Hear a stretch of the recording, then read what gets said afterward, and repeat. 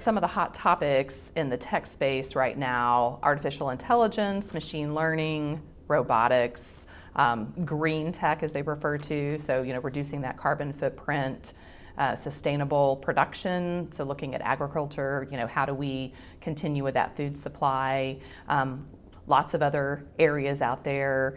We're fortunate in this area to have some people that are very interested in that, and some businesses moving forward with some of those types of technology. I think that there are a lot of opportunities and a lot of focus on the healthcare. How do we prevent something like the COVID-19 pandemic from happening again? How do we get ahead of that? So companies working to help with that. There are some companies locally that are playing in the space of some of these hot tech trends, and looking to capitalize and get their share of that space.